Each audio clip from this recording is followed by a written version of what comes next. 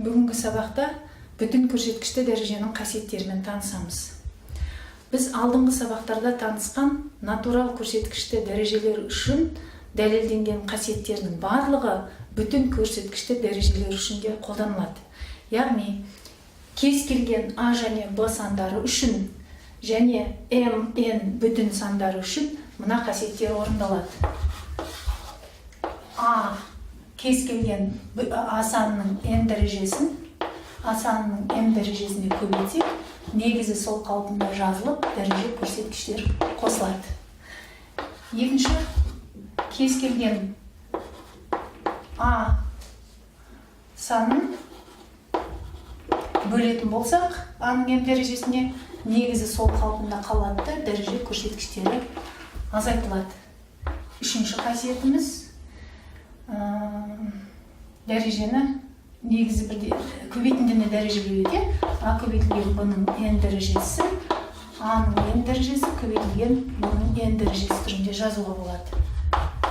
Келесі, бөлшекті дәрежелегенде А-ның N дәрежесін Б-ның N дәрежесіне бөлеміз және бұндағы Б нөлден басқа кез келген сан. Бесінші қасиетіміз дәрежені дәрежелеу болатын. N-ның N дәрежесі, А-ның N көбейтілген N дәрежесі. Алтыншы, А-дан Б-ның минус N дәрежесін Б-дан А-ның N дәрежесі түрінде жазуға болады.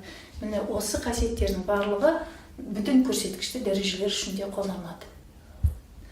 Бүтін көрсеткішті дәреженің қасиеттерін қолдануға мысалдар қарастырайық. Бірінші мысалға назар аударайық. 5-тің 8 дәрежесі көбейту 5-тің минус 3 дәрежесі көбейтілген 5-тің минус 2 дәрежесі. Негізі бірдей дәрежелерді көбейткенде негізінің өзі жазылады, ал дәреже көрсеткіштер қосылады. Яғни 8-ді қосамыз минус 3-ке, оны қосамыз минус 2-ге. Яғни қосамыз деген амал минус пен 8-дің арасында тұр, оны жазбай қоюға болады. Енді бұл жерде 5-тің 8-ден 3-ті азайтамыз 5 дәреже, 5-тен 2-ні азайтамыз 3 дәреже болады. 5-тің 3 дәрежесі 125-ге тең. Ал екінші мысалға назар аударсақ, 243-тің М дәрежесін бөлеміз 3-тің 5М минус 3 дәрежесіне дейді. Енді 243 деген санды негізі 3 болатын дәреже түрінде жазып аламыз.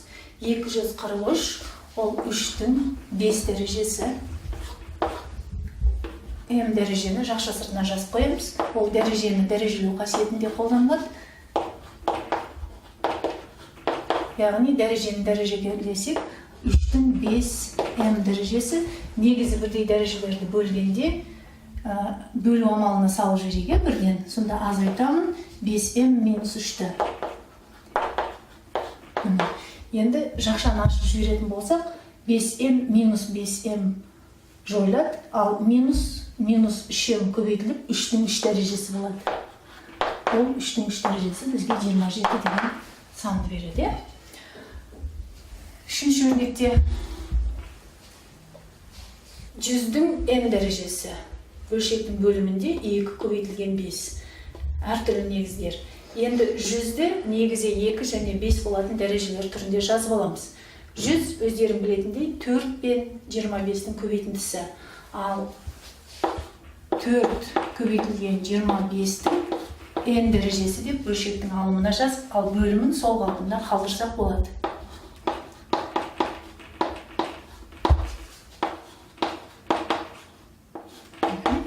Енді көбейтіндіні дәрежелеу ережесіне саламыз, және 4-ті 2-нің 2 дәрежесі десек, дәрежені дәрежелеу ережесіне саламыз. Сонда біз бірден жазайық, 4-ті 2-нің 2N дәрежесі деп, ал 25-ті 5-тің 2N дәрежесі деп жазсақ болады. Бөлшектің бөліміндегі өрнекті сол қалпында жазамыз.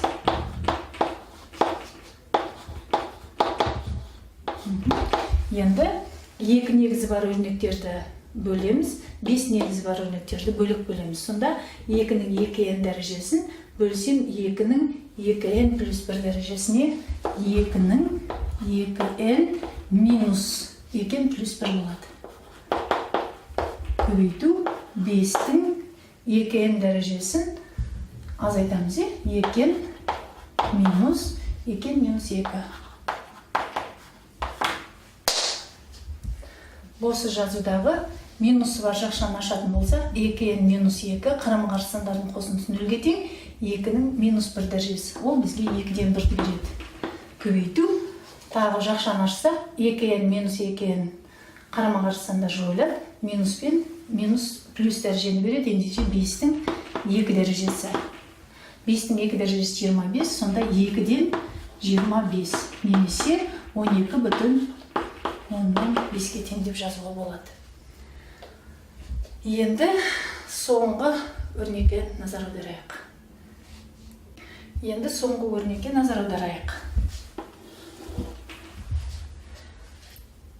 8-дің k плюс 1 дәрежесі, 8-дің k дәрежесі.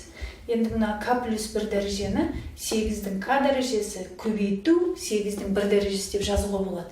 Сонда 8-дің k дәрежесі ортақ көбейткіш ретінде жақша сыртына шығып кетеді. Ал жақшаның ішінде 8-дің 1 дәрежесі қосу 1 қалады. 8 қосу 1. Оның квадраты, жақша сыртындағы квадрат. Ал дәл солай бөлшектің бөліміндегі тұрған өрнекті де ықшамдап аламыз.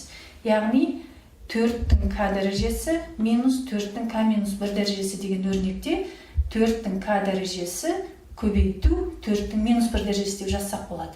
Немесе k минус 1-ді жақшаның сыртына шығаруға болады. Яғни 4-тің k дәрежесін жақша сыртына шығарсам 1 минус мынаны 4-тен 1 деп жазуға болады. Себебі 4-тің минус 1 дәрежесі болады. Оның 3 дәрежесі. Енді мына жерде көбейту амалы бар. Сонда көбейтіндіні дәрежелеу ережесі бойынша 8-дің k дәрежесін 8-дің 2k дәрежесі деп жаза аламыз. Көбейту 8-ді 1-ге қоссам 9, 9-дің 2 дәрежесі болады. Бөлшектің бөлімінде 4-тің k дәрежесін 3 дәрежеге дәрежелесек, 4-тің 3k дәрежесі болады. Көбейту. Енді бөлшекті ортақ бөлімге келтіріп, 1-ден 4-тен 1-ді азайтып алсақ, 4-тен 3 шығады. 4-тен 3-тің 3 дәрежесі, 4-тен 3-тің 3 дәрежесі деп бұлай жазып көрсетуге болады. Енді 8 бен 4-ті негізі 2 болатын дәрежемен алмастыруға болады. Ал 4-тен 3-тің 3 дәрежесі мен 9-ның 2 дәрежесін мәндерін бір негізге келтіріп аламыз. Сонда 8-дің 2k дәрежесі, 8 2-нің 3 дәрежесі, 3-ті 2k-ға көбейтсек, 2-нің 6k дәрежесі деп жазуға болады. 9 3-тің 2 дәрежесі болғандықтан, оны 3-тің 4 дәрежесі деп жазсам болады. 4-тің 3k дәрежесін 2-нің 4 2-нің квадраты болғандықтан, 2 дәрежені 3k дәрежеге көбейтсең, 6k дәрежесі болады. Ал мына жерде 3-тің 3 дәрежесі, 4-тің 3 дәрежесі жеке-жеке жазайын. 3-тің 3 дәрежесін, 4-тің 3 дәрежесін. Енді бөлшектің алымында және бөлімінде бірдей көбейткіштер тұрғандықтан олар қысқарады. Ал 4-тің 3 дәрежесі бөлшектің алымына жазылады. Сонда мынандай өрнек шығады. 3-тің 4 дәрежесі көбейту 4-тің 3 дәрежесі. Ал бөлшектің бөлімінде 3-тің 3 дәрежесі алады. Бөлшек негізі бірдей дәрежелерді бөлу ережесі бойынша 3-тің 4 дәрежесін 3-тің 3 дәрежесіне бөлсек, 3-тің 1 дәрежесі қалады, ал 4-тің 3 дәрежесі өзі қалады. 4-тің 3 дәрежесінің 64 екенін білеміз, яғни 3 көбейтілген 64, 64-ті 3-ке көбейтсек, 3-4-тің 12, 3-6-тың 8, 19, 192 деген сан шығады.